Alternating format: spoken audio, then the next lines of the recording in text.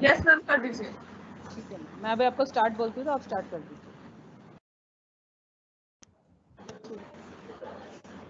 Start कर दीजिए ma'am class.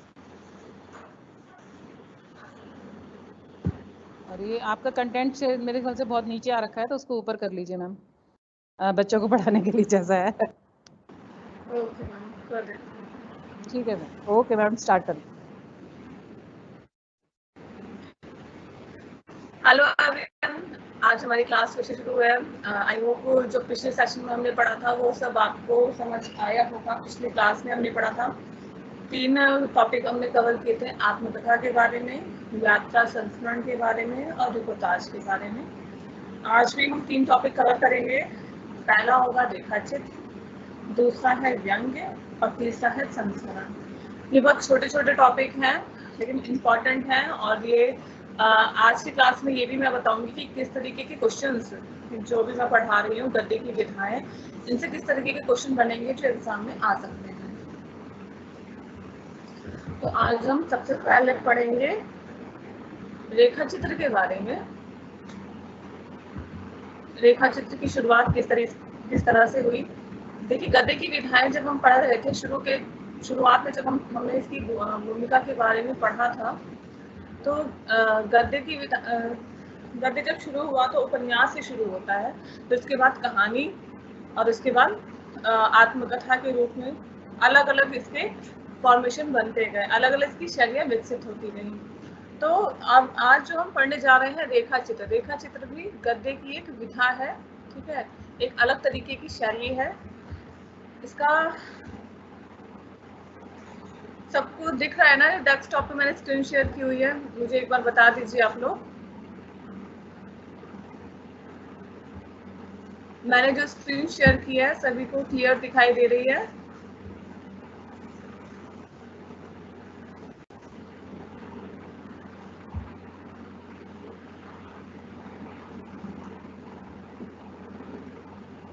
जिन लोगों ने क्लास ज्वाइन की है प्लीज मुझे बताइए, आपको स्क्रीन शेयर हो रही है, ठीक से दिख रहा है? छोटे तो नहीं दिख रहे वर्ड्स?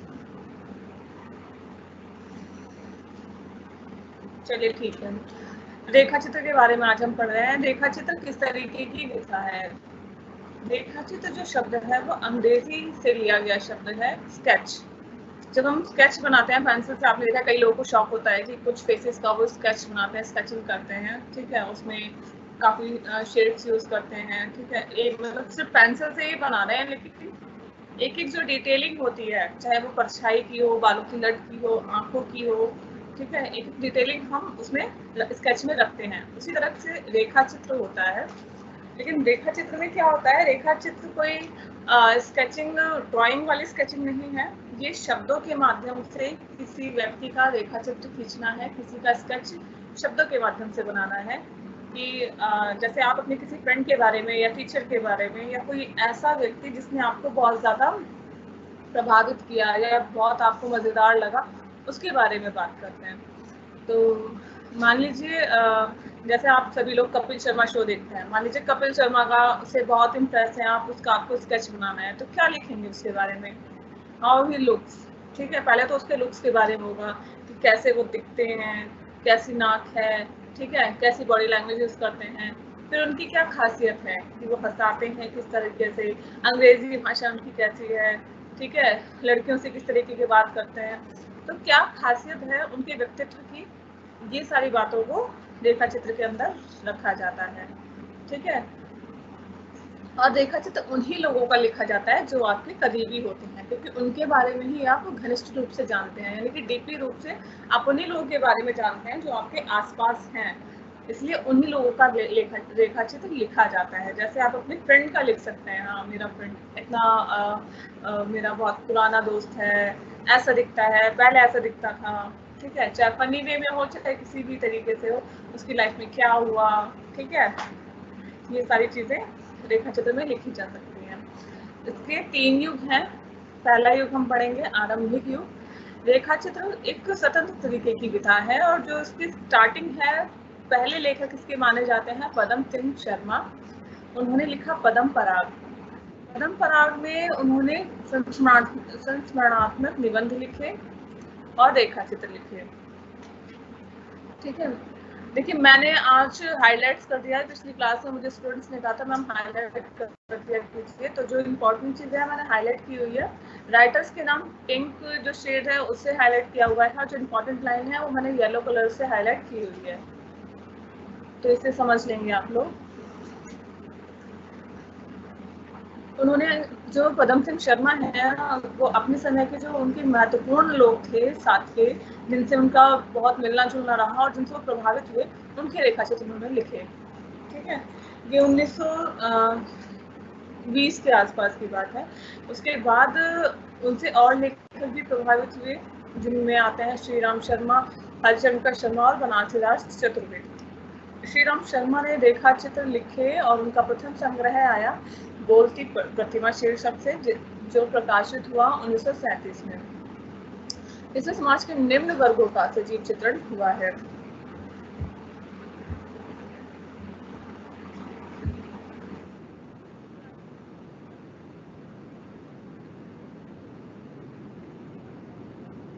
है यानी कि सिर्फ ये स्केच नहीं बना रहे हैं, बल्कि उसके बारे में कुछ फनी चीजें भी बताते थे। ठीक है, व्यंग्य करते थे उसके ऊपर। इनकी एक बहुत अच्छी कोटेशन है जिसको मैं यहाँ पढ़ के सुना रही हूँ आप लोगों को। जिस प्रकार एक अच्छा चित्र खींचने के लिए कैमरे का बढ़िया लेंस होना चाहिए और फिल्म भी काफी कोमल और सेंसिटिव होनी चाहिए, उसी प्रकार साफ चित्रण के लिए रेखा चित्रकार में विश्लेषणात्मक बुद्धि और भावुकतापूर्ण हृदय दोनों का सामंजस्य होना चाहिए।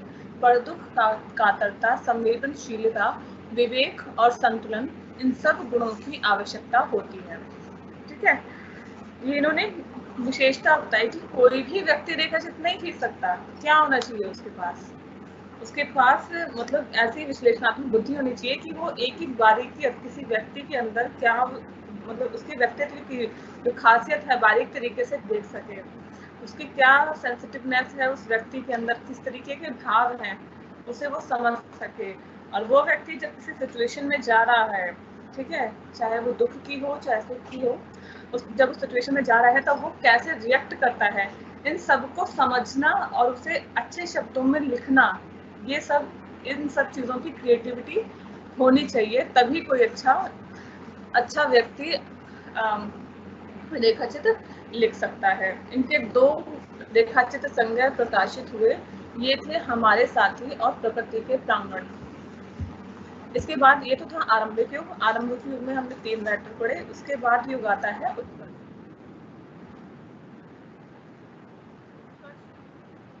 ये बहुत एक बड़ा नाम है, राम वृक्ष वेगपुरी हिंदी के सर्वश्रेष्ठ रेखा चित्रकार माने जाते हैं। बहुत ही सिंपल भाषा शैली है इनकी। ठीक है, परिमाण की दृष्टि से भी इन्होंने बहुत यानी कि बहुत अच्छे खासे अमाउंट में, परिमाण मतलब बहुत अच्छे खासे अमाउंट में उन्होंने रेखा चित्र लिखे। फेमस रेखा चित्र हैं, उन 2 के नाम यहाँ दिए गए हैं। माटी की मूर्तें जो 1946 में आया, और दूसरा है गेहूं और गुलाब जो 1950 में आया। ठीक है, इसमें इस तरह के इन्होंने रेखा चित्र लिखे। इनकी खासियत ये रही कि उन्होंने समाज के उपेक्षित पात्र, यानी कि जिनको कोई ज़्यादा महत्व नहीं है समाज में, यानी कि उन्होंने बहुत बड़े-बड़े लोगों का रेखा चित्र नहीं लिखा, समाज के छोटे-छोटे लोग, जैसे उदाहरण के लिए रजिया नाम का एक रेखा चित्र लिखा, जिसमें रजिया कौन होती है? चूड़ी पहनाने वाली होती है। गाँव में चूड़ी पहनाने का प्रोफेशन एक अलग ही जाति के पास हुआ करता था, तो वो एक चित्र बनाते हैं कि रजिया से वो मिले किस तरीके से, वो छोटे थे तो उन्होंने रजिया को देखा कि हाँ एक 14-15 साल की लड़की है और वो अपना पहले परंपरा से चलता हुआ काम चूड़ी पहनाने का काम कर रही है, वो घर में आई हुई है क्योंकि शादी है और जितनी भी लेडीज है घर की सबको वो चूड़ियाँ पहना रही है, तो किस तरीके का व्यक्तित्व है उसका। ठीक है, किस अपने ग्राहकों को, मैडम आप भी पहन लो चूड़ी, मैडम आपकी चूड़ी ऐसी होगी, आप ये वाली ले लो, ये वाली बहुत अच्छी लगेगी, तो उसके अंदर किस तरीके की कला है। ठीक है, ये सारी चीजें उन्होंने रेखा चित्र में लिखी। इसके अलावा उसमें फिर बहुत साल बाद वो रजिया से मिलते हैं, तो उसमें वो उस समय का उसका पूरा चित्र खींचते हैं, किस तरीके की मुस्कान थी, किस तरीके का उसका पहनने ओढ़ने का क्या वेशभूषा उसकी रही, ठीक है, क्या उसकी बॉडी लैंग्वेज रही, ये सारी चीज़ें उसमें लिखते हैं। फिर बहुत साल बाद जब लेखक बड़ा हो जाता है, शहर में नौकरी करता है, तो उसे रजिया मिलती है फिर से, तो वो फिर से एक प्रसंग बताता है। वो अपने पति के लिए नौकरी चाहती थी, उस सिलसिले में लेखक से मिलती है कि अब हम शहर आते हैं, हमें रोजी रोटी के लिए ये चाहिए एक नौकरी, तो उस सिलसिले में मिलती है। तब लेखक फिर से कि हाँ, मैंने उसको पहले ऐसे कंपैरिजन करता है कि पहले वो ऐसी दिखती थी, ऐसे देखा था, और वो ऐसी दिख रही है। और एंड में फिर जब अंत होता है इस रेखा चित्र का, मैंने ये पढ़ा हुआ है, बहुत अच्छा है, तो वो अंत होता है तो वो फिर से इम्प्रेस होता है उसकी उसी स्माइल से कि रजिया पहले जिस तरह मुस्कुराती थी, आज भी जब वो शहर आकर दुखी है, लेकिन अब भी जब वो मुस्कुरा रही है तो वही उसकी मुस्कान में वही एक आकर्षण है आज भी उसकी मुस्कान में। तो वो अपनी रेखा चित्र में ये चीजें बताते हैं। तो ये राम वृक्ष बेनीपुरी के संग्रह थे, ठीक है। इनकी विशेषताओं के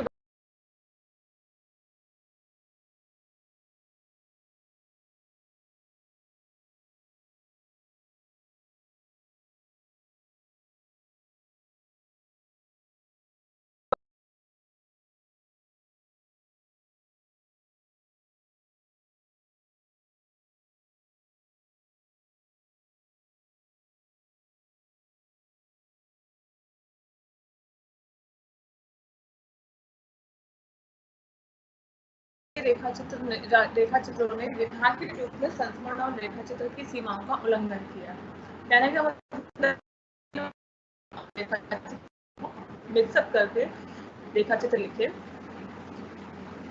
इनके जो संग्रह हैं, इनके संग्रह अतीत के चलचित्र, स्मृति की रेखाएं, पथ के साथी और श्रृंखला की कड़ियां, ठीक है।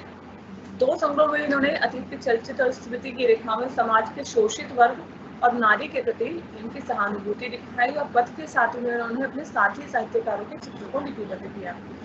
पथ के साथी जो इनका संग्रह है वो सबसे ज्यादा फेमस हुआ। इसमें जो उस समय के और भी साहित्यकार थे जो इनके साथ साथ ही रचना करते थे, इस टाइम के जो भी लेखक हुआ करते थे, उन सबके स्केचेस उन्होंने लिखे, उन सबके रेखा चित्र लिखे। क्या उन लेखकों का स्वभाव था, किस तरह की उनकी बॉडी लैंग्वेज थी, कैसे वो रचना करते थे, ठीक है, और कैसा महादेवी के साथ उनका इंटरेक्शन था, ये सब उन्होंने अपने शब्दों के माध्यम से व्यक्त किया। अगले राइटर हैं कन्हैया लाल मिश्र जी। इन्होंने किस तरीके के रेखा चित्र लिखे? उन्होंने जीवन को प्रेरणा देने वाले रेखा चित्र लिखे। जैसे इनके रेखा चित्र थे भूले हुए चित्र, बाजे पायलिया के घुघरू, जिंदगी मुस्काई, दीप जले शंख बजे, क्षण बोले कर्ण मुस्काए, महके आंगन चहके द्वार और माटी हो गए सोना, ठीक है। इन्होंने मतलब रेखा चित्र की धूमधार थी। इन्होंने बहुत ही अलग अलग टॉपिक्स पे लिखा, अलग अलग सब्जेक्ट्स पे इन्होंने लिखा, ठीक है। और बहुत सारे उन्होंने रेखा चित्र के संग्रह प्रकाशित कराए। संग्रह का मतलब यहाँ पर क्या है ये भी मैं बता दूं। रेखा चित्र संग्रह का मतलब होता है कि जो ये एक बुक लिखना, यानी कि जैसे भूले हुए चेहरे है, ठीक है, तो भूले हुए चेहरे नाम की आप बुक लेंगे तो उसमें कम से कम 15 या 20 रेखा चित्र होंगे, ठीक है। तो उसे संग्रह बोलते हैं, यानी कि एक बुक है, उसमें बहुत सारे अलग अलग टॉपिक्स पे रेखा चित्र लिखे हुए हैं, तो वो संग्रह हो गया। फिर अगले राइटर आ जाते हैं प्रकाश चंद्र गुप्त। इन्होंने इस विधा को प्रकाशित कर दिया। इनके रेखा चित्र की विशेषता यह है कि इन्होंने अपने विषयों को मनुष्य की परिधि से बाहर ले जाकर पेड़ पौधों तथा पशु पक्षियों तक को अपने रेखा चित्रों में स्थान दिया। महादेवी वर्मा ने भी ऐसा किया था। महादेवी वर्मा ने अपने घर में एक छोटा सा कह सकते हैं कि जू खोल लिया था, मतलब बहुत सारे उनका बहुत बड़ा आंगन था कह सकते हैं, या बहुत अच्छी खासी जगह थी, तो वहाँ उन्होंने हिरन पाल रखे थे, मोर पाल रखे थे, गिलहरी है, जो भी मतलब छोटे छोटे जानवर थे, खरगोश हैं, सब पाले हुए थे। और उनसे उनका किस तरीके का रिलेशन था वो महादेवी वर्मा ने दिखाया था। उसी तरीके से प्रकाश चंद्र गुप्त जी ने भी रेखा चित्र लिखे, और पशु पक्षियों से उनका क्या इंटरेक्शन रहा, कैसे भावनात्मक लगाव हो जाता है पशुओं को। जब आप कोई पेट पालते हो, कुछ भी कुत्ता पालते हो, तो किस तरीके से वो आपसे रिएक्ट करता है, कब वो गुस्सा हो जाता है आपसे, ठीक है। उसमें भी क्वालिटीज है ना, सिर्फ इंसान में तो कुछ खास क्वालिटीज नहीं होती, जानवरों में भी होती है। तो वही खास क्वालिटीज को ले जाकर उन्होंने रेखा चित्र लिखे हैं। विष्णु प्रभाकर जी का नाम भी बहुत फेमस है। इन्होंने 3 रेखा चित्र संग्रह निकाले, जाने अनजाने, कुछ शब्द और रेखाएं, हंसते निर्झर, बहती भट्टी, ठीक है ये सब।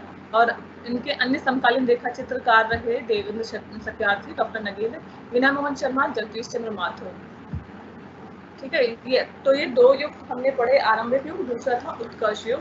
अब समकालीन युग में क्या हुआ है, समकालीन इसको थोड़ा सा स्लो हो गई है, ठीक है, थोड़ा शिथिल हो गया है रेखा चित्र, और रेखा चित्र का रूप भी बदल गया है। तो रेखा चित्र अब कभी संस्मरण में घुस जाता है, कभी आत्मकथा में चला जाता है, कभी उपन्यास में कोई उसको रेखा चित्र को लिख रहा है। यानी कि इसका एक फिक्स क्राइटेरिया नहीं है कि रेखा चित्र एक कहानी की जैसे कहानी का एक फिक्स क्राइटेरिया है कि कहानी ऐसे लिखी जाएगी और उसमें ये तत्व होते हैं। रेखा चित्र में ये चीज फिक्स तो है कि ऐसे ऐसे तत्व होते हैं, लेकिन उन्हें अन्य विधाओं के साथ मिक्स करके एक्सपेरिमेंट किए जा रहे हैं। कहानी में भी कभी कभी रेखा चित्र लिख दिया जाता है, उपन्यासों में भी रेखा चित्र की झलक देखने को मिलती है। आत्मकथा में ये ज़्यादा होता है क्योंकि आत्मकथा में हम अपने आसपास से जुड़े हुए लोगों के बारे में ज़्यादा लिखते हैं। तो इस तरीके से रेखा चित्र का फिक्स फॉर्म नहीं है, ये सब जगह मिक्स हो सकता है। जैसे ये आलू हो गया है, हर सब्जी में मिक्स कर लो, उसी तरीके से रेखा चित्र है वो उपन्यास में भी चल जाता है, कहानी में भी और आत्मकथा में भी, ठीक है। ये खत्म हो गया टॉपिक हमारा। इसके बारे में कुछ पूछना है तो आप मुझसे पूछ सकते हैं।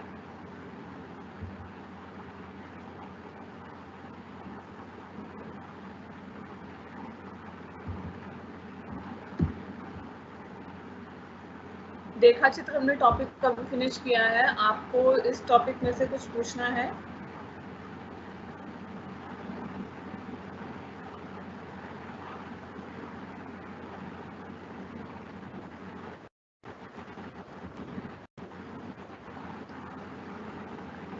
दो मिनट का समय मैं दे रही हूँ। रेखा चित्र में यदि कुछ नहीं समझ में आया हो तो आप मुझसे पूछ सकते हैं, फिर हम नेक्स्ट टॉपिक के बारे में पढ़ेंगे जो कि है व्यंग्य।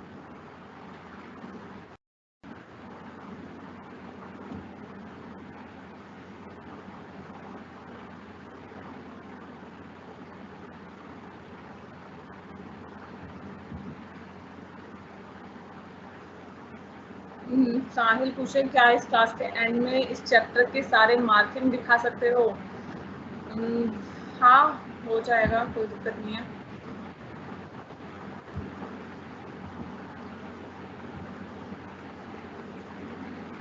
हाँ, ये क्वेश्चन मुझे सही लग रहा है जवाब देने के लिए। मैम ये सब भी एग्जाम में लिखना पड़ेगा और हम स्टोरीज कब पढ़ेंगे? देखिए, आपको मुझे जो सिलेबस पढ़ाने के लिए दिया गया है उसमें स्टोरीज पढ़ाने के लिए नहीं दी गई है, ठीक है। मुझे सिर्फ गद्य की विधाओं का जो सैद्धांतिक पक्ष है, ठीक है, जो थ्योरी वाला पोर्शन है, सिर्फ वो पढ़ाने के लिए दिया गया है। कहानी सिर्फ मैं एक पढ़ाऊंगी जो कि नेक्स्ट क्लास में होगी, नमक का दरोगा। मैं सिर्फ एक कहानी आपको डिटेल से पढ़ाऊंगी बस, क्योंकि मुझे इसी तरीके का सिलेबस दिया गया पढ़ाने के लिए। पेपर में क्वेश्चन किस तरीके के आएंगे क्लास के एंड में मैं बता दूंगी, ठीक है। आप लिख भी लेना, स्क्रीनशॉट ले लेना, 10-15 क्वेश्चन एकदम मैं आपको दिखा दूंगी क्लास के एंड में कि किस तरीके के क्वेश्चंस आ सकते हैं, ठीक है। स्टोरीज या फिर जो नाटक है, आप SOL की किताब है वो डाउनलोड कीजिए। मैंने जो व्हाट्सएप पे ग्रुप बनाया है उसमें मैंने डाल दी थी बुक, जो ठीक है SOL की जो बुक है आपकी गद्य की विधाएं, मैंने व्हाट्सएप वाले ग्रुप में वो बुक की PDF भेज दी है। तो आप लोग वो बुक पढ़ लेंगे तो काफ़ी कुछ समझ आ जाएगा।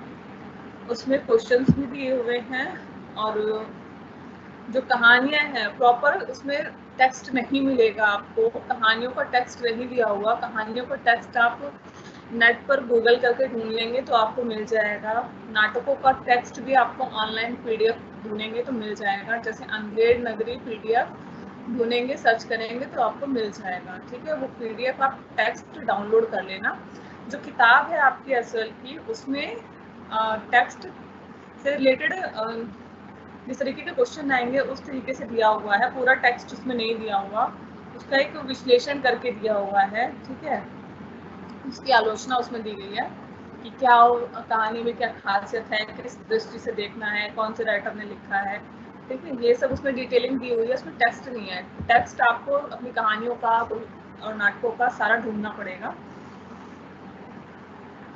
तो गूगल पे ढूंढ लेना, आसानी से मिल जाएगा। नहीं मिलेगा तो मुझे बता देना, मैं कोशिश करूँगी कि मैं सारा टेक्स्ट आपको प्रोवाइड करवा दूँ। ज़्यादा नहीं है, 5-7 चीज़ें ही हैं।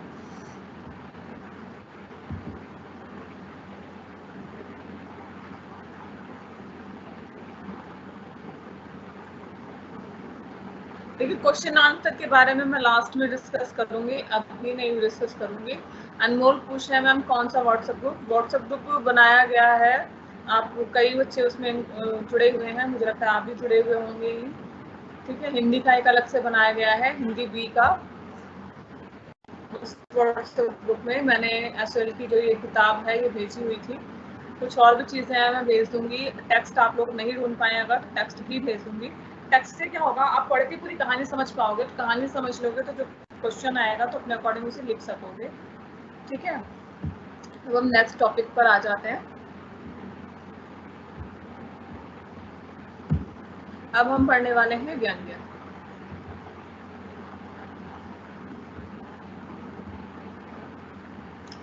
अब व्यंग्य क्या होता है और व्यंग्य का, ठीक है, व्यंग्य होता क्या है।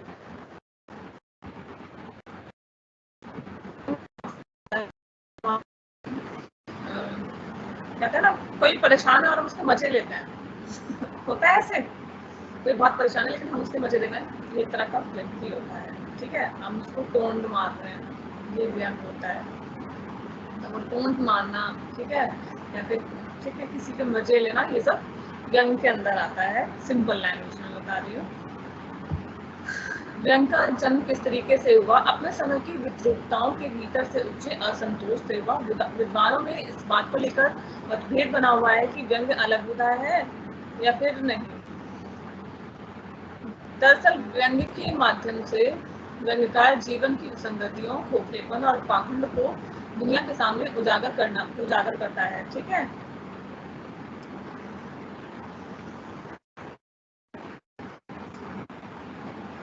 उजागर करता है क्योंकि हम क्या होता है, उन स्थितियों को दूर करने बदलने की कोशिश नहीं करते, बल्कि उन्हीं विद्रूपताओं और विसंगतियों के बीच जीने की, उनसे समझौता करने की आदत बनाते हैं।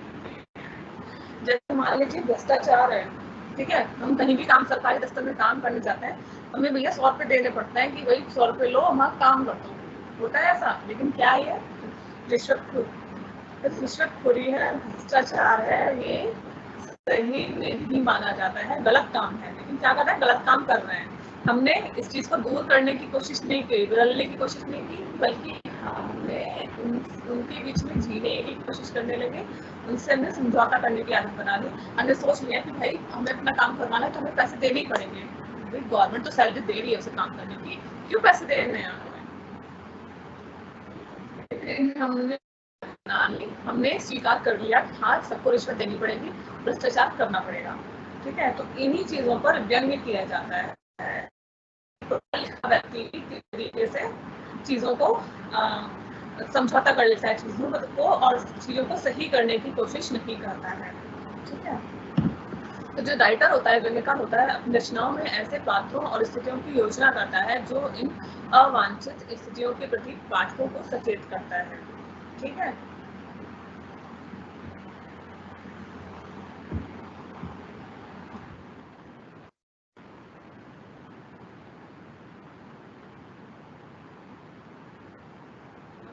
इसके आरंभिक युग के बारे में। आरंभिक युग में क्या था, संत साहित्य से इसका आरंभ माना जाता है। संत साहित्य सन 1500 के करीब माना जाता है।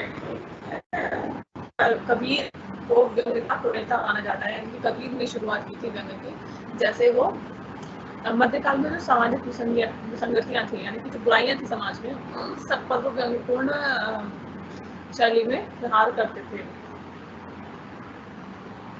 जैसे जाति भेद, हिंदू मुसलमानों के आडंबर, अमीर गरीब बूढ़ी बादशाह पर वो, ठीक है, व्यंग्य करते थे। जैसे है एक उदाहरण के लिए, काकर पाथर जोड़ी के मस्जिद लय चिनाए, ता चढ़ी मुल्ला बाग दे क्या बहरा हुआ खुदा है। यानी कि इतनी बड़ी आपने मस्जिद बना ली, लेकिन क्या आपका खुदा बहरा है जो आपको इतनी जोर से चिल्ला के उसे बुलाना पड़ता?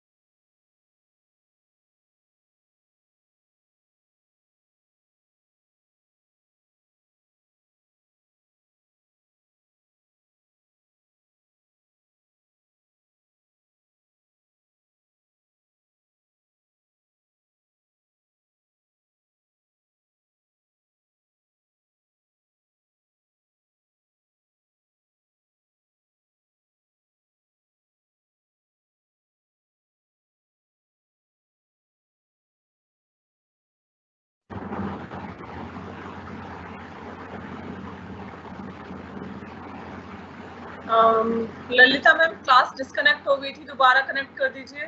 हाँ हाँ कर लीजिए, कोई नहीं मैडम, शुरू कर दीजिए। आपकी हो नहीं रही है क्लास अभी भी? जी एक मिनट, आप अपने कंटेंट दोबारा शेयर कर दीजिए। वैसे तो आपकी चल रही है मैडम क्लास, आप शुरू करेंगी तो हो जाएगी। ओके ओके, चार्जिंग खत्म हो गई थी, तुरंत डिस्कनेक्ट हो गया। अच्छा अच्छा, तभी वो मैं देख ही रही थी, अभी आपको फोन ही करने लगी थी कि आपका स्टार्ट नहीं हुआ, पता नहीं क्या हुआ। आप कर दीजिए स्टार्ट में। जी ma'am, okay. Sorry for class, ये क्लास डिस्कनेक्ट हो गई थी। हाँ, हम पढ़े थे व्यंग के बारे में कि कबीर को जो सन 1500 के आसपास आए, उन्होंने व्यंग्य का जन्मदाता माना जाते हैं। उन्होंने व्यंग्य किया, जैसे मैं उदाहरण दे रही थी कि काकर पाथर जोड़ी के मस्जिद ले चिनाए, ताचड़ी मुल्ला बाग दे क्या बहरा हुआ खुदा है। तो वो सब पर व्यंग्य करते थे। जैसे इस लाइन का अर्थ है कि हमने जो इंसान है उसने कंकड़ पत्थर जोड़कर एक मस्जिद बना ली, ठीक है। मतलब आपने ईंट पत्थर लगा के एक मस्जिद बना ली और उस पर जोर जोर से चिल्लाकर आप खुदा को पुकार रहे हैं, तो क्या आपका खुदा बहरा है कि आप इस तरीके से चिल्लाकर खुदा को पुकार रहे हैं? तो इस तरह का वो व्यंग्य करते हैं कि ईश्वर की जो प्रार्थना है वो आपको मन में करनी चाहिए, ठीक है। ईश्वर की आराधना मन में कीजिए, शांति से कीजिए, क्योंकि चिल्लाने से दूसरे को भी डिस्टर्बेंस हो रही है। और ऐसा तो है नहीं कि चिल्लाने से भगवान नीचे उतर के आ जाएंगे। तो ये उनका कहने का अर्थ था, इसलिए वो व्यंग्य करते हैं, बहुत बड़े व्यंग्यकार माने जाते हैं। और उन्होंने सभी धर्मों के लोगों पर व्यंग्य किया है, ठीक है। और जो अमीर लोग हैं उन पर भी बहुत व्यंग्य किया है।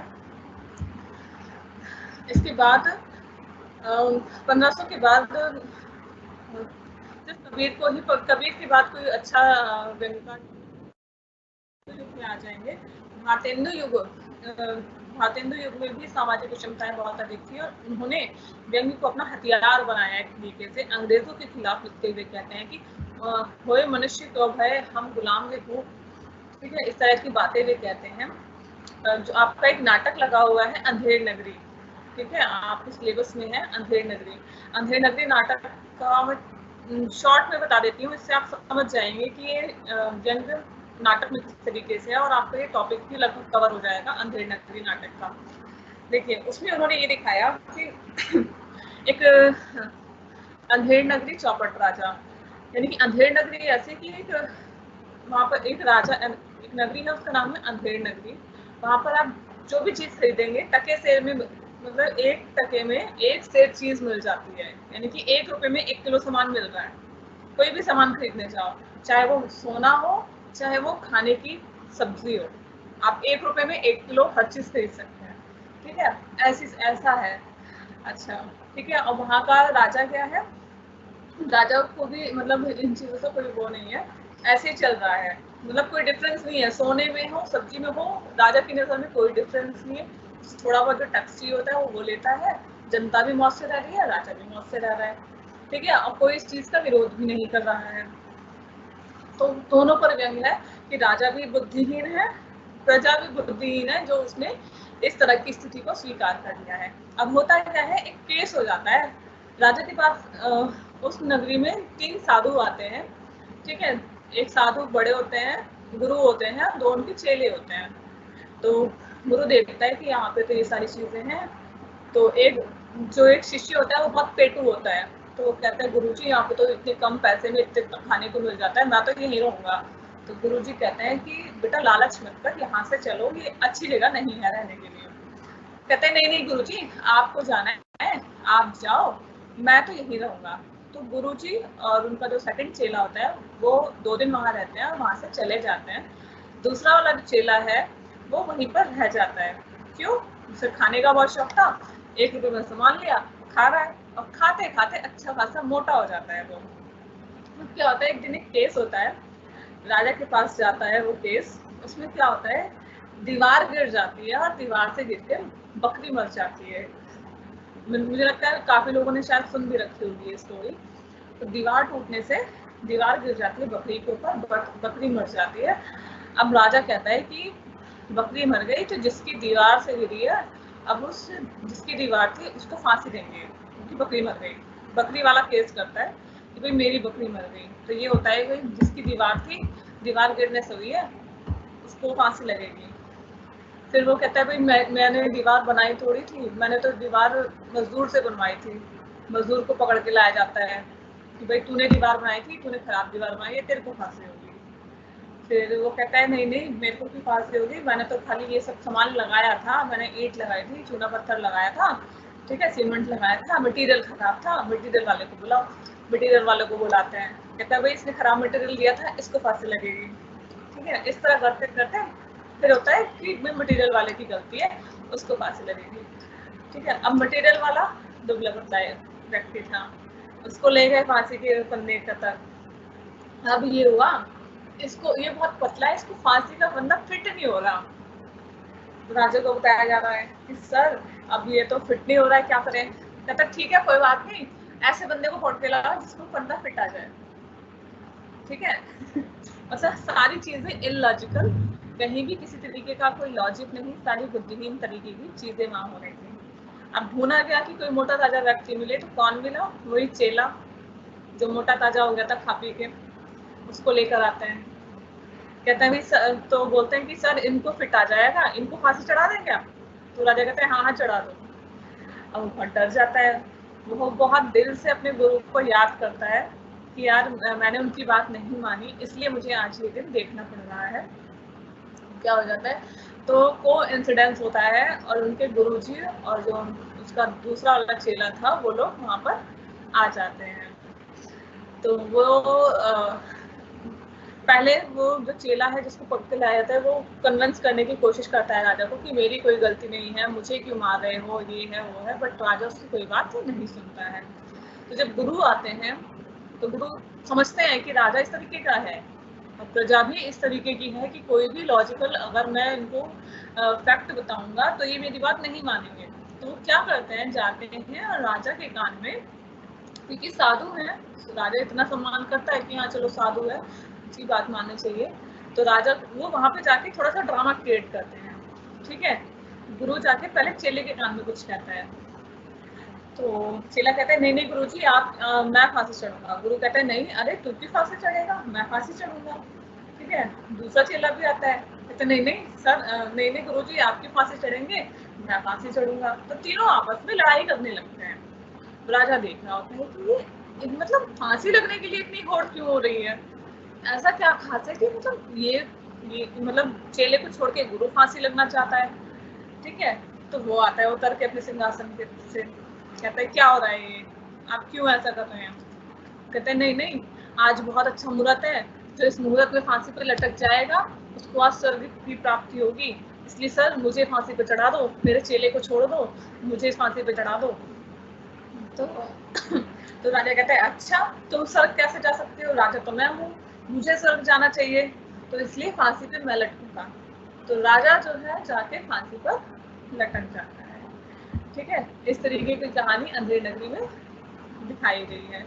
तो कोई भी लॉजिकल चीज इसलिए अंधेरी नगरी कहा गया क्योंकि राजा के अंदर इतनी भी बुद्धि नहीं थी कि वो न्याय कर सके। ठीक है, प्रजा और प्रजा में भी इस तरीके की बुद्धि नहीं थी कि वो राजा की जो दृष्टि है, ठीक है, इसको सही कर सके या उसका विरोध कर सके। तो इस तरीके की स्थितियां भी अंधेरी नगरी में ये सारी चीजें दिखाई गई हैं। तो एक तरह का व्यंग्य है। व्यंग्य किसके लिए किया गया, यहाँ पर राजा किसे बताया गया और प्रजा किसे बताया गया। उस समय था अंग्रेजों का शासन। भारत की जो प्रजा थी वो अंग्रेजों का विरोध उस समय नहीं कर रही थी। विरोध करने वाले थे बहुत ही कम संख्या में थे। पढ़ा लिखा वर्ग तो बिल्कुल ही विरोध उतना नहीं कर रहा, उस तरीके से नहीं कर रहा था। ठीक है, वो लोग खुश थे कि कोई बात नहीं, हमने तो कॉन्ट्रैक्ट कर लिया है अंग्रेजों से, अंग्रेज हमें परेशान नहीं करेंगे, अंग्रेजों को चलाने दो राज। ठीक है, उनका एटीट्यूड इस तरीके का था। तो अंधेर इतना था कि आप कुछ भी लेने जाओ, हर चीज पे टैक्स था। अंग्रेजों ने टैक्स की यहाँ ज्यादा बुरे तरीके से शुरुआत की। नमक तक का टैक्स कर दिया था, जो कि एक बहुत ही बेसिक चीज थी खाने पीने की, उस पर टैक्स लगा दिया था।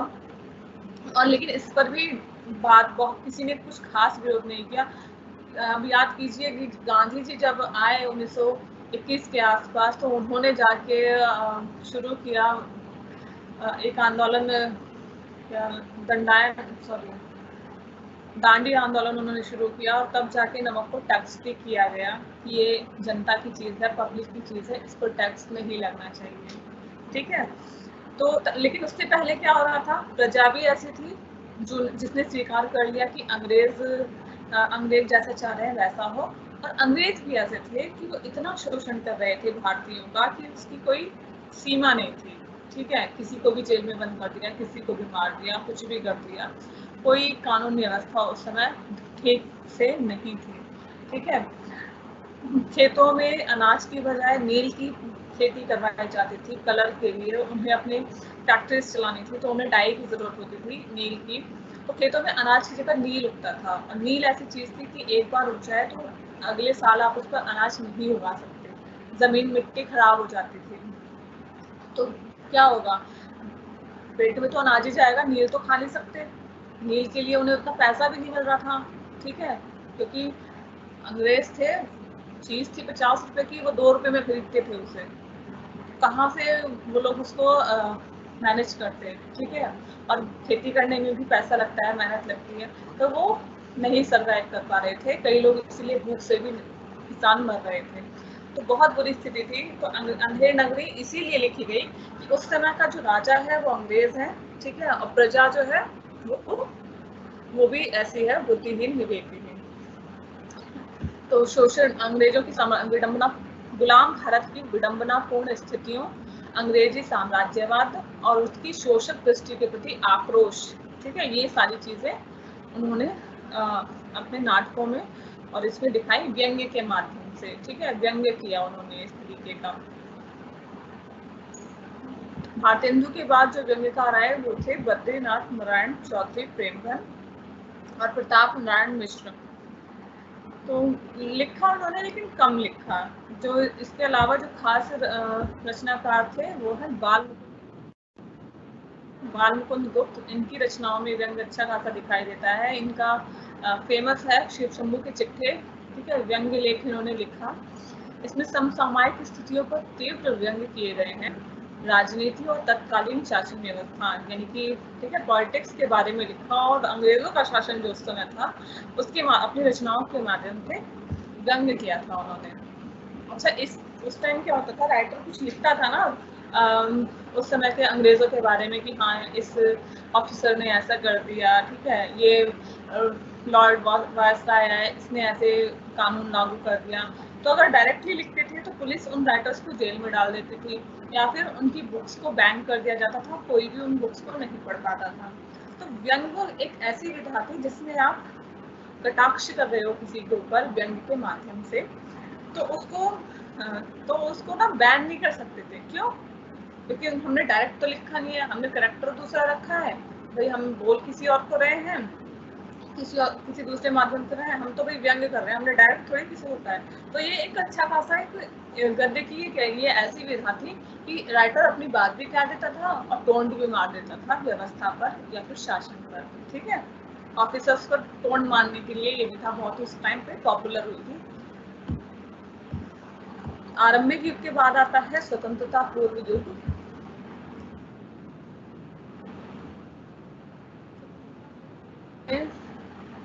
युगीन समस्याओं पर व्यंग्य किया गया। प्रेमचंद ने भी अपनी कहानी और उपन्यास में कोशिश की व्यंग्य करने की।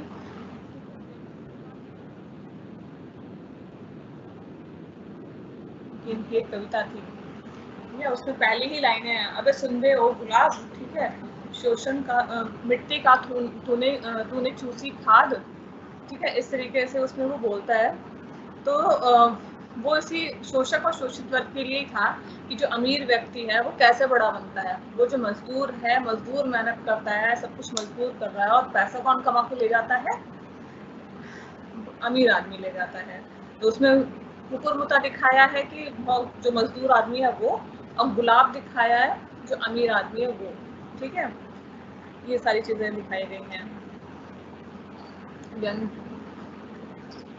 फिर आते हैं बेचैन पांडे, बेचैन शर्मा और रांगे राघव। इन्होंने भी अपनी रचनाओं में व्यंग्य का उपयोग किया, लेकिन वो धारण में नहीं। ये था स्वतंत्रता से पूर्व के युग में, ठीक है। दो राइटर ही इसमें मेन आए। पहले थे प्रेमचंद में था थोड़ा सा, और निराला में देखने को मिला।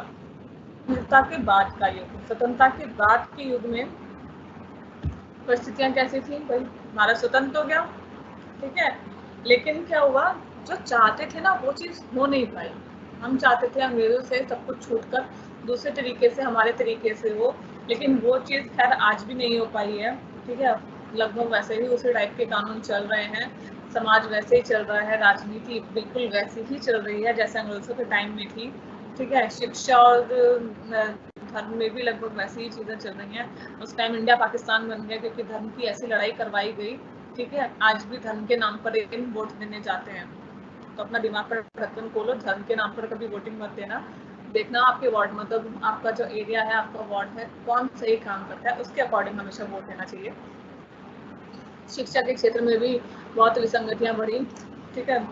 अभी भी हम शिक्षा का हमारा उद्देश्य क्या होता है? शिक्षा का उद्देश्य सिर्फ और सिर्फ ये नहीं है कि हमने अच्छा एक प्रोफेशनल कोर्स कर लिया और हम एक अच्छी जॉब पा लें। सिर्फ और सिर्फ ये एक लिमिटेशन नहीं है। शिक्षा का एक अर्थ ये भी है कि हम इस काबिल तो बनना ही है कि हम स्वावलंबी हो सकें, यानी कि हम जॉब कर सकें, पैसा कमा सकें, लेकिन साथ के साथ हम एक अच्छे नागरिक भी बन सकें, यानी कि हम अपनी कंट्री के लिए भी थोड़ा कंट्रीब्यूशन करें, ठीक है। किसी भी तरीके से हो सकता है वो, चाहे हम टैक्सेस देकर करें, चाहे और तरीकों से करें, चाहे हम किसी और की को फ्री ट्यूशन देकर करें, कुछ अच्छा सोसाइटी के लिए कर एक योगदान देकर हम अच्छी चीजें कर सकते हैं। ये भी हमारी शिक्षा का एक उद्देश्य है। तो स्वतंत्रता के बाद हमारे सपने पूरे नहीं हुए। गवर्नमेंट ने लगभग वैसे ही काम किया जैसे अंग्रेज किया करते थे। तो इसलिए आज़ादी से पहले देखे गए स्वप्न छठे दशक आते आते खंडित हो गए। पहले तो 10 साल तक लोगों ने इंतजार किया कि भाई हो सकता है, चलो अभी अभी गवर्नमेंट आई है इंडियंस की, टाइम लगेगा,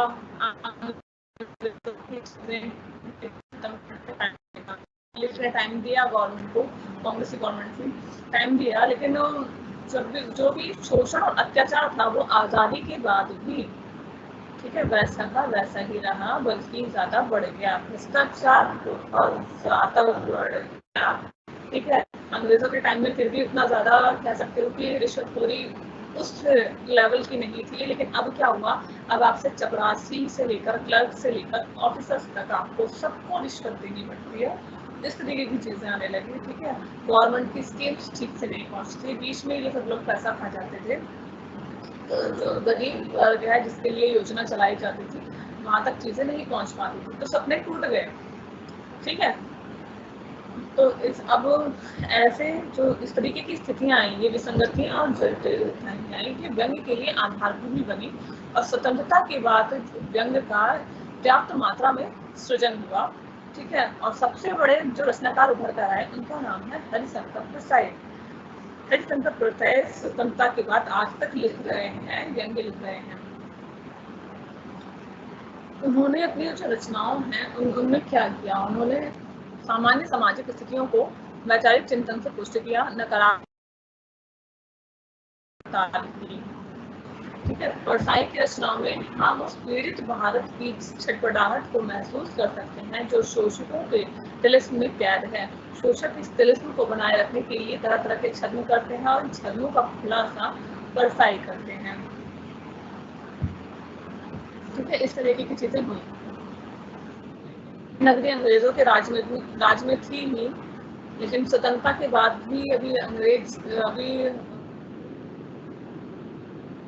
हुआ है, उनके रेट बढ़ते ही जा रहे हैं। अब टोल के भी रेट बढ़ते जा रहे हैं। ठीक है, अभी होता है तो वो कहता है यार पेट्रोल के रेट तो 10 दिन से बढ़ ही रहे हैं, अब मेरा भीख मांगने का मन नहीं कर रहा, ये कार में बैठा हुआ व्यक्ति कल से टोल का भी टैक्स देगा। तो एक व्यंग्य है कि आम आदमी कितना शोषित होता जा रहा है सरकार के द्वारा ही। तो एक व्यंग्य है उसमें। शरद जोशी भी परसाई की तरह ही अलग भाषा तेवर के लेखक हैं, व्यंग्य लेखक। ठीक है, ये भी इम्पोर्टेंट नाम है। श्रीलाल शुक्ल, इन्होंने अपने उपन्यास राग दरबारी में, ठीक है, मोहन की स्थितियों के साथ यथार्थ को जीवित रूप में, सजीव रूप में प्रस्तुत किया। राइटर थे। बाकी फिर ये लास्ट पैराग्राफ पढ़ सकते हैं। मूल्यों को के विघटन को केंद्र में रखकर समकालीन साहित्यिक परिदृश्य में व्यंग्य का लगातार सृजन हो रहा है। वर्तमान महत्वपूर्ण व्यंग्य लेखकों में नरेंद्र कोहली का नाम आता है, प्रेम जन्मेजय का नाम आता है, हरीश नवल का नाम आता है, ज्ञान चतुर्वेदी और अशोक शुक्ल। इन सब ने अभी व्यंग्य चालू किया हुआ है। ठीक है, व्यंग्यों का असंगत शिल्प इन्हें अपने समकालीनों में विशिष्ट बनाता है। आज व्यंग्य को सामाजिक सतर्कता के आधार हथियार के रूप में देखा जाता है। यानी कि जो कलम होती है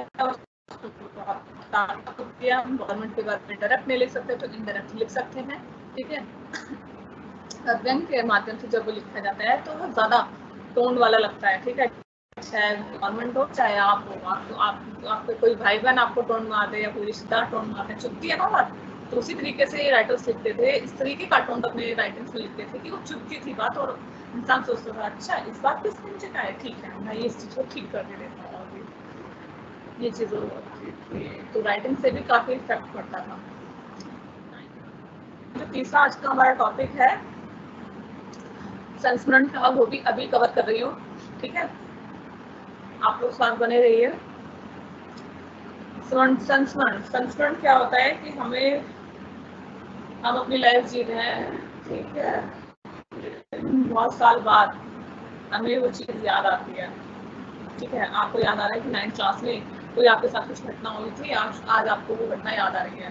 ठीक है, आपने बहुत अच्छा कुछ किया था, आपको पुरस्कार मिला था। ठीक है, स्कूल में कुछ भी आपको अवार्ड मिला था, आज आपको याद आ रहा है वो चीज़। ठीक है, कुछ बहुत पहले कुछ हुआ था, अब हम उसको फिर से लिखने बैठे हैं, तो आप पूरा उसका एक परिवेश बनाओगे। हाँ, ये स्कूल था मेरा, मैं इस क्लास में थी या था। ठीक है, और ऐसे ऐसे घटना हुई थी, फिर मुझे इस अवार्ड के लिए चुना गया, मैंने इसके लिए ऐसी मेहनत करी थी, क्या किया था, तो पूरा जो विवरण होता है उसे संस्मरण में लिखा जाता है। ठीक है, इसमें चारित्रिक गुणों से युक्त किसी महान व्यक्ति को याद करते हुए उसके परिवेश के साथ उसका प्रभावशाली वर्णन किया जाता है। ठीक है,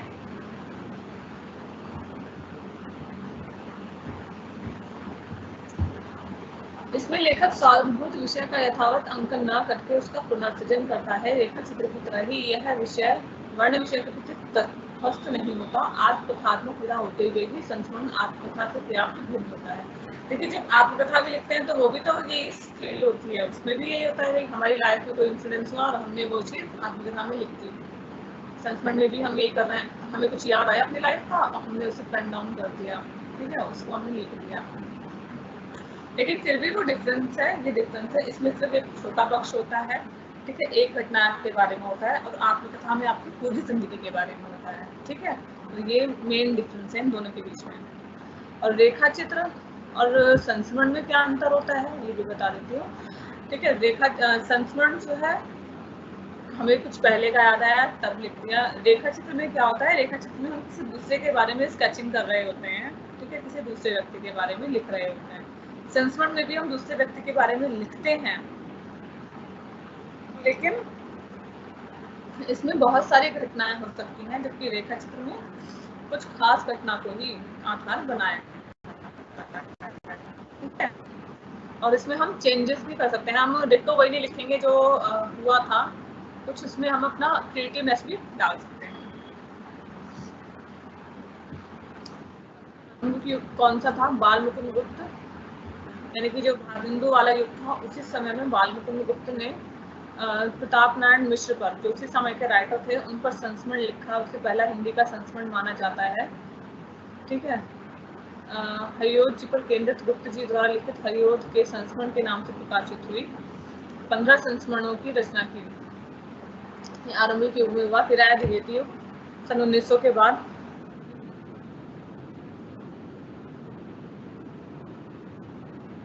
सरस्वती में द्विवेदी ने खुद कई संस्मरण लिखे, अपने साथियों को प्रेरित किया। इसमें जो मुख्य नाम है, 3 नाम आ रहे हैं इसमें, राम कुमार खेमका, जयप्रकाश जायसवाल और श्याम सुंदर दास, ठीक है। इसके बाद आता है छायावादोत्तर युग। छायावादोत्तर युग में क्या होगा, रेखा संस्मरण में गद्य की विधा को विशिष्ट माना गया और इसमें रेखा चित्र की तरह ही यहाँ संस्मरण में भी पदम सिंह शर्मा का नाम आ रहा है, ठीक है। पदम सिंह शर्मा,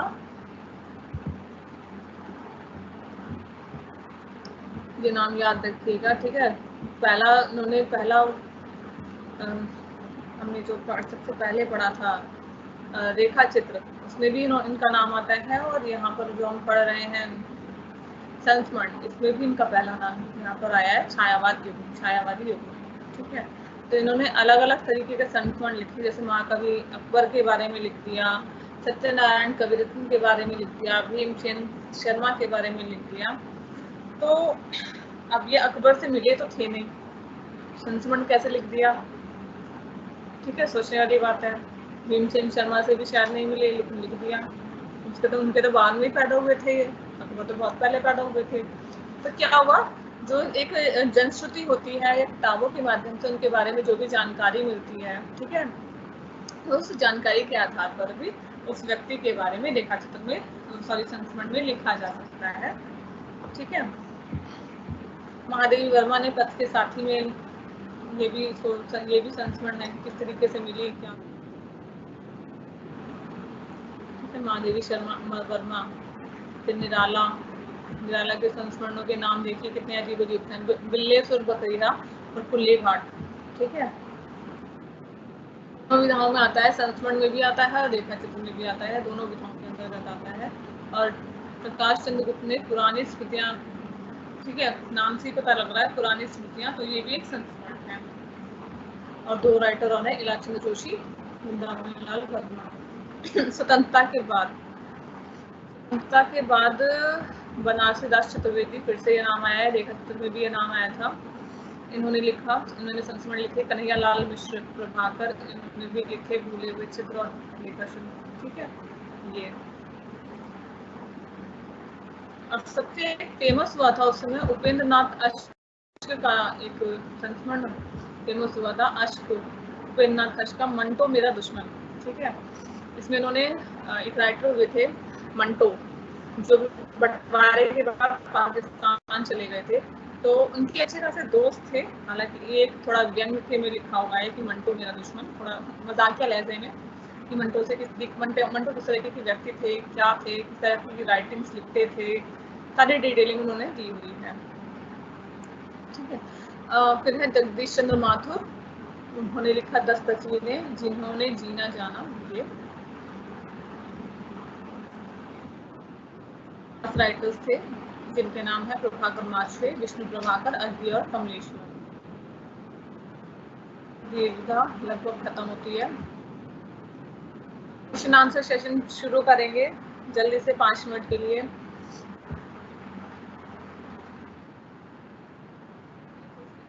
तो पूछे जा संभावित प्रश्न लिखा हुआ है क्वेश्चन नंबर 1 से लेकर 10 तक। आप लोग देख लें, आपको दिख रहा होगा।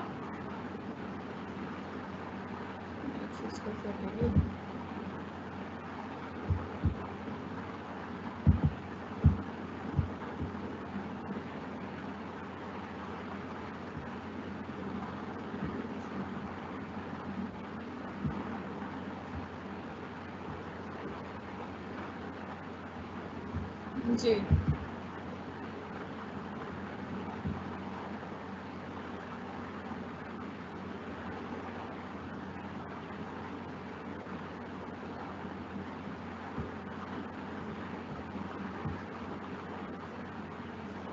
एक से लेकर 10 तक आपको क्वेश्चन यहाँ पर दिख रहे हैं। आप फटाफट से इनका स्क्रीनशॉट ले लीजिए।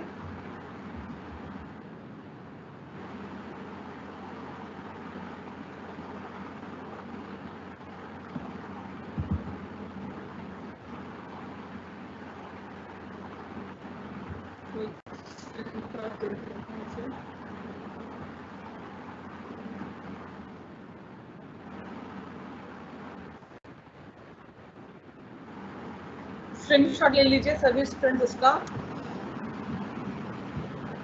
अब आप उससे कुछ भी जो क्वेश्चन आंसर पूछना चाहते हैं फटाफट पूछ लीजिए। क्वेश्चन आंसर सेशन स्टार्ट है हमारा।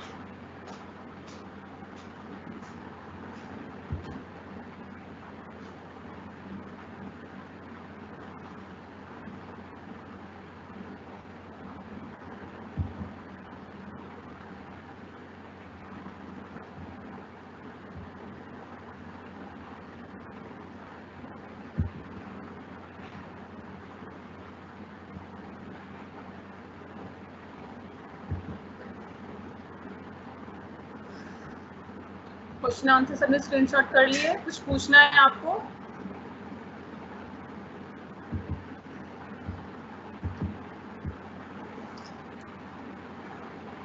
आज की क्लास के बारे में कुछ भी किसी को पूछना है तो आप मुझसे पूछ सकते हैं।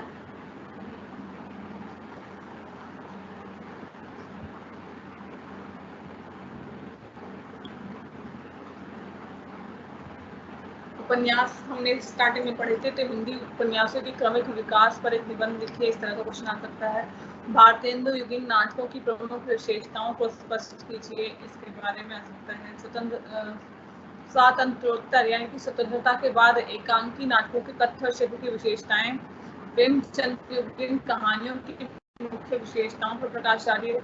5वां है आत्मकथा के विकास, उद्भव और विकास का सामान्य परिचय दीजिए। और विकास पर संक्षेप में प्रकाश डालिए। संस्मरण के उद्भव और विकास पर सामान्य टिप्पणी कीजिए। हिंदी रिपोर्टाज की परंपरा का सामान्य परिचय दीजिए। सब में मतलब जो भी क्वेश्चन आया आपको उद्भव और विकास ही लिखना है। और जैसे ये कोटेशन देकर भी क्वेश्चन पूछते हैं कि हिंदी साहित्य के व्यंग्य की एक लंबी परंपरा रही है, इसके कथन के आलोक में हिंदी व्यंग्य साहित्य पर प्रकाश डालिए। तो इसमें भी आपको उद्भव और विकास ही लिखना है व्यंग्य का। ठीक है।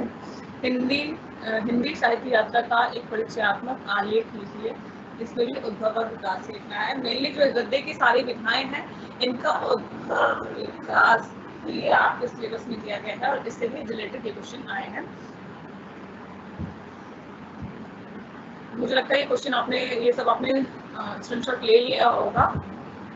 सिलेबस पे आ जाती हूँ और कुछ चीज़ें आपको समझा देती हूँ। अगली क्लास ज़्यादा डिटेल से हो जाएगी तो शायद टाइम ना मिले। मैंने आपको जो फर्स्ट यूनिट है इकाई 1, ठीक है, ये मैंने टॉपिक 1, 2, 3 ये तीनों मैंने आपको पढ़ा दिया है।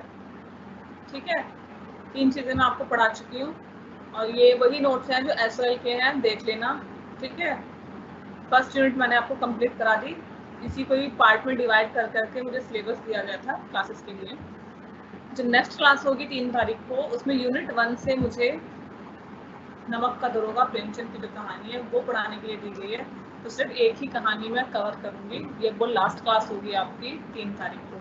ठीक है, इसके अलावा आपको ये 3 कहानियां हैं, इसके अलावा निबंध दिया गया है। 3 निबंध हैं, ईमानदारी, वैष्णवता और भारतवर्ष, नाखून का पढ़ते हैं, और ये एक नाटक है और एक ये विद्या करके रेखा चित्र है। ये सारी चीज़ें दी गई हैं। इनका टेक्स्ट आप गूगल पे ऑनलाइन सर्च करेंगे, इनकी PDF सर्च कीजिएगा, ये नाम डालिएगा, कहानी का नाम डाल के और PDF लिखिएगा, तो शायद वो आपको मिल जाएगी ऑनलाइन ही। ठीक है, एक साइट का नाम बता रही हूँ, हिंदी समय।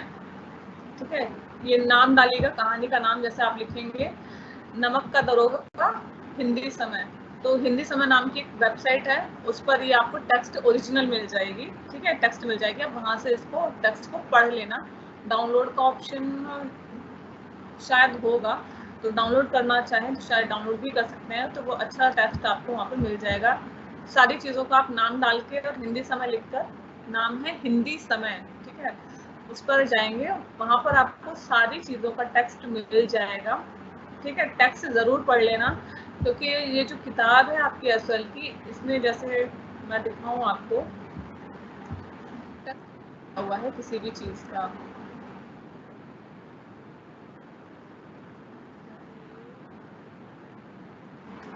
निबंध का नाम है ईमानदारी। ठीक है, इस पे मत जाइए। ईमानदारी है बालकृष्ण भट्ट का निबंध है, तो इसका टेक्स्ट नहीं दिया हुआ है, लेखक के बारे में दे दिया। ठीक है, मैंने सारी चीजें बता दी हैं। इसके बाद कुछ क्वेश्चन दिए हैं, निबंध का एक सार दे दिया गया है। ठीक है, पूरा निबंध नहीं दिया है, पूरा टेक्स्ट नहीं है, उसका एक आप भी पढ़ लेंगे तो भी काम ऐसे चल जाएगा, लेकिन पूरा पढ़ लेंगे टेक्स्ट का अलग ही बात होती है। कहानी आप अच्छे से पढ़ लेंगे, अगर टेक्स्ट में पढ़ लेते हैं तो पूरी याद हो जाती है अच्छे से। तो उसकी क्या खासियत है, राइटर क्या बोलना चाहता है, फिर उसके बाद कोई भी क्वेश्चन आता है। ये तो 1 लाइनर क्वेश्चन है, इस टाइप के क्वेश्चन आते नहीं है, 1 लाइनर तो आते बिल्कुल ही नहीं आते हैं। रहता है जैसे ईमानदारी, ईमानदारी निबंध का प्रतिपाद्य बताइए। ये जो हम पढ़ रहे थे, ये जो निबंध लगाया आपका क्वेश्चन आ जाए कि निबंध का निबंध ईमानदारी, बालकृष्ण भट्ट के निबंध ईमानदारी का प्रतिपाद्य बताइए, यानी कि सेंट्रल सारी चीजें लिखिए। ठीक है, अपने वर्ड्स में पढ़ लेंगे तभी लिख पाएंगे। या इस निबंध से क्या प्रेरणा मिलती है, लेखक की क्या शैली रही, इस तरीके के क्वेश्चन आ सकते हैं। भाषा के बारे में खैर नहीं आएगा। हाँ, व्याख्या वाला एक प्रसंग आता है, जैसे ये एक दे दिया, एक पैराग्राफ दे दिया। ठीक है, अब आपको उसका प्रसंग लिखेंगे कि कहाँ से लिया गया है, कौन से राइटर ने लिखा है, और वो उसने इसमें उसका सेंट्रल आइडिया क्या रहा था, वो आप इसमें लिखेंगे। फिर आप उसकी व्याख्या करेंगे अच्छे से। ठीक है, ये अब अच्छी और फिर विशेष भी लिखना होता है कि क्या कोशिश की है लेखक ने कहने की। ठीक है, भाषा किस तरीके की है, ये विशेष में लिखना होता है। यहाँ पे दी गई है, टेक्स्ट नहीं दिया हुआ है, तो टेक्स्ट जरूर पढ़ लें, मैंने आपको बता दिया है। देखिए, ये जैसे इस तरह के क्वेश्चन आते हैं, लेखक ने किस निबंध शैली का विवेचन किया है, आधुनिक समाज की किन समस्याओं पर व्यंग्य किया है, इस तरीके के क्वेश्चन आते हैं। तो क्वेश्चन भी आपकी टेक्स्ट बुक में दिए हुए हैं, तो बहुत ज़्यादा इधर उधर भागने की जरूरत नहीं है।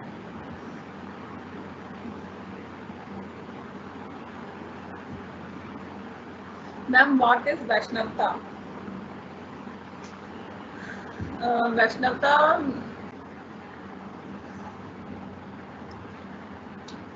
वैष्णव धर्म के बारे में है, जो हमारा हिंदू संप्रदाय है, सनातन संप्रदाय है। सनातन संप्रदाय में कई सारे ब्रांचेस हैं। ठीक है, जैसे कोई कृष्ण की पूजा करता है, कोई राम जी की पूजा करता है। ठीक है, कोई विष्णु भगवान को ज़्यादा मानता है। इसी तरह से एक वैष्णव संप्रदाय है। तो वैष्णव संप्रदाय में आने वाले लोग, ये सब वैष्णव संप्रदाय में ही आते हैं, जैसे कृष्ण वाले हैं ये भी, तो या राम वाले भी। तो इसमें जैसे जिस तरह की एक मिनट, ये नाम क्या था इसका, वैष्णवता और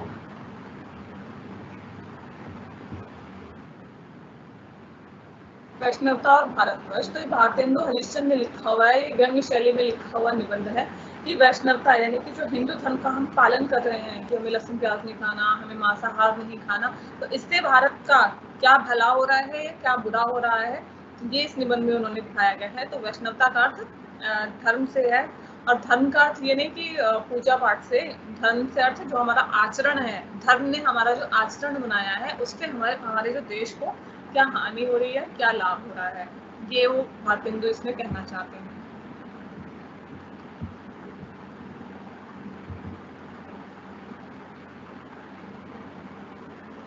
और कोई क्वेरी है किसी की?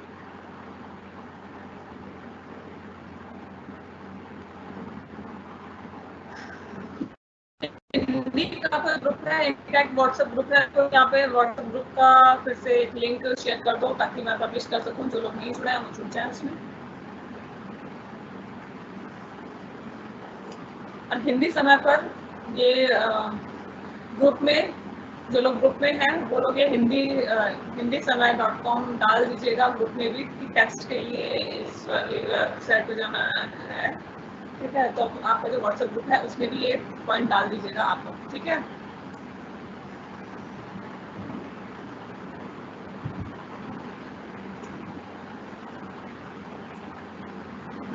साहिल बार पूछ रहा है मैम इस चैप्टर की मार्किंग पे ज्यादा मत जाओ, खुद पढ़ोगे, आपको जो लाइन इंपॉर्टेंट लगे वो मार्क कर लेना, ठीक है। मार्किंग पे इतना जोर मत डालो कि मैंने जो मार्क किया है वही आएगा, ऐसा कंपल्सरी नहीं है कि सिर्फ वही लाइन लिख कर आनी है।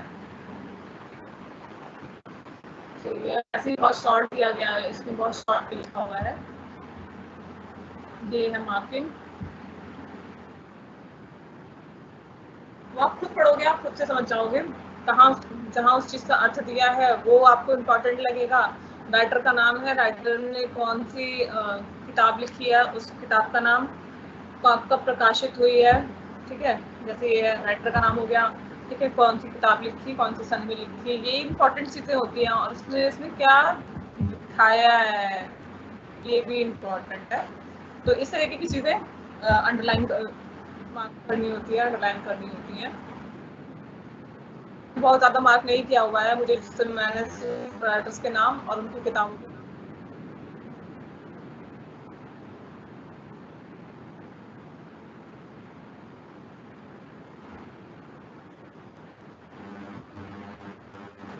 तो आई होप आज की क्लास में इतना ही काफ़ी है।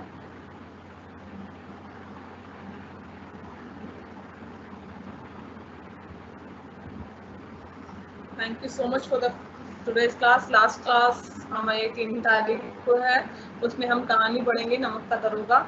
कोशिश करूँगी कि अगर मैं एक आध चीज़ और समझा पाई उसमें, तो हम कम समय में और चीज़ें भी पढ़ने की कोशिश कर लेंगे, ठीक है। अंधेर नगरी के बारे में जैसे मैंने आपको आज समझा दिया थोड़ा, तो उसमें 3 कहानियाँ हैं, तो कोशिश करूँगी कि नमक का दरोगा के साथ में और कहानियाँ भी उसी दिन ख़त्म कर पाऊँ, ठीक है। और अपने फ्रेंड्स को भी बता देना कि कहानियाँ पढ़ाई जाएंगी, तो तीनों ही कहानियाँ कवर हो जाएंगी, तो वो लोग भी कनेक्ट हो जाएंगे, ठीक है। तब तक अपना ध्यान रखिए, बाय, नमस्ते। Okay, thank you ma'am. मैं फिर आपकी क्लास एंड कर रही हूँ। जी ma'am. Okay, thank you ma'am.